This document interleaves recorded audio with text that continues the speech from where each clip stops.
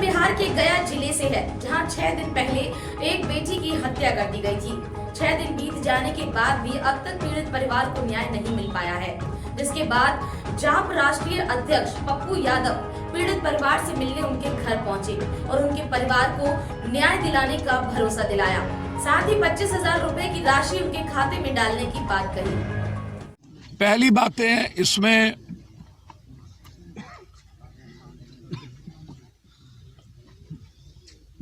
इतनी बड़ी घटना घटित हुई, पुलिस वैसे हमेशा लापरवाह रहती है और मुझे लगता है कि पुलिस पदाधिकारी और नेता 3 आदमी का नेक्सस है इस बिहार में, जिसके चलते हालात दिनों दिन बहुत खराब स्थिति की ओर जा रही है। बालू माफिया, उसमें भी पदाधिकारी नेता का पैसा, जमीन की दलाली, उसमें भी पदाधिकारी नेता और माफिया का पैसा, फोकलैंड पदाधिकारी नेता का पैसा, हैबा पदाधिकारी नेता का पैसा, पुलिस मेंस एसोसिएशन के अध्यक्ष जमीन की दलाली करेंगे, दरोगा मेंस एसोसिएशन के अध्यक्ष जमीन की दलाली करेंगे। सुशासन बाबू या विपक्ष 1.5 किलोमीटर पर राजेश गुप्ता और अमित गुप्ता का किडनैपिंग हो गया।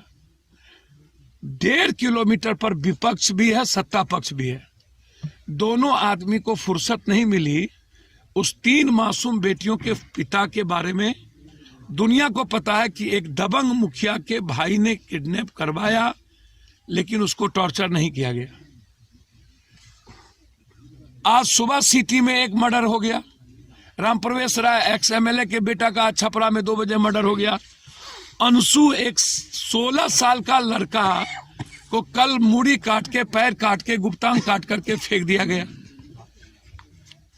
और एक ऐसी घटना घटित हुई इस पंचायत में, इस इलाके में। मुझे लगता है कि इस देश और प्रदेश के लिए 3-4 चीज अब कोई मतलब नहीं रह गया। एक, बलात्कार नो इशू, ये सामाजिक बुराइयों का जड़ है और इसको समझ के खत्म हो जाता है। दूसरा, भ्रष्टाचार no issue, against corruption India Arvind Kejriwal और दुनिया का सबसे बेईमान मुख्यमंत्री हो गया, कोई इशू नहीं। तीसरा, अपराध, कोई इशू नहीं। तो जब समाज को सबसे तकलीफ देने वाला मुद्दा ही कोई इशू समाज के लिए नहीं बचा, तो न्याय कहां मिलेगा जरा आप बताइए। अपराध भी इशू नहीं, माफिया भी इशू नहीं, भ्रष्टाचार भी इशू नहीं, बलात्कार भी इशू नहीं, लोगों की जिंदगी छीन लो वो भी इशू नहीं। पार्टी को चलाता कौन है?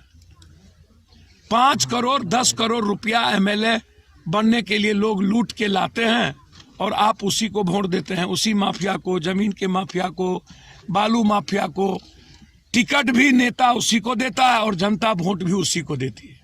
ऐसे ही लोगों को चयन करती है। तो रोपिएगा बबूल, खाइएगा खजूर। ये अपराधी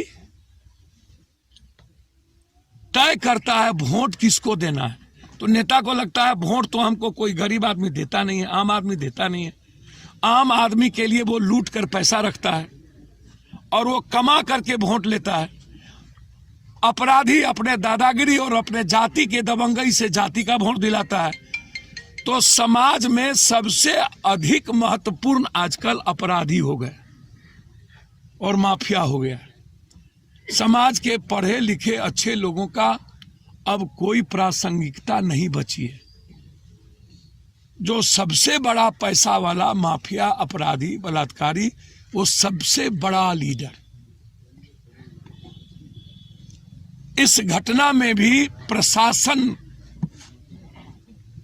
जल्दीबाजी में दिखाई होती। प्रशासन को चाहिए था कि वो जो मरे तो उसका फिंगरप्रिंट आप उसकी फोटोग्राफी कराते। आज आप किसी को गिरफ्तार करिएगा तो उसकी फिंगरप्रिंट नहीं ले पाइएगा, तो आप तय कैसे करिएगा?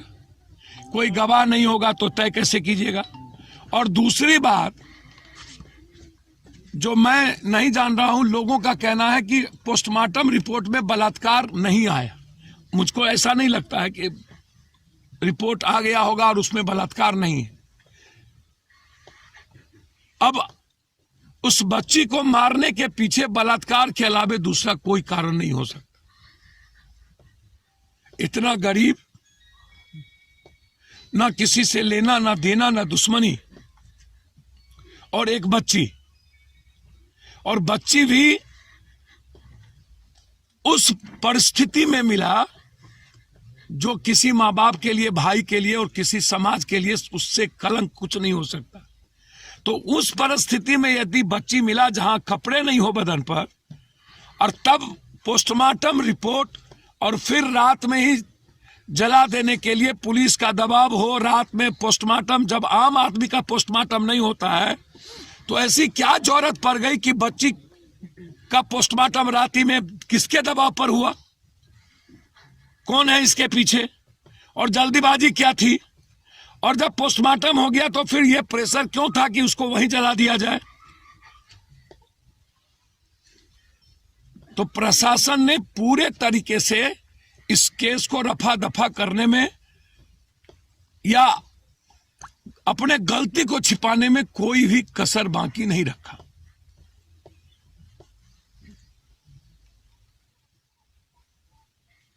अब मेरा अनुमान है इस घटना में एसआईटी, जो जिला की एसआईटी है, वो जांच से कोई फायदा नहीं। या तो आप पटना से एसआईटी गठन करें, जब तक कोई रिलेशन नहीं होगा तब तक इसमें सजा नहीं होगी। 6 महीने के अंदर एसपीडी ट्रायल हो इसका, और पॉस्को एक्ट लगना चाहिए। बच्ची मेरे ख्याल से 13-14 साल की होगी, 14-15 साल। पॉस्को एक्ट लगनी चाहिए और उस एक्ट के तहत यह केस होना चाहिए।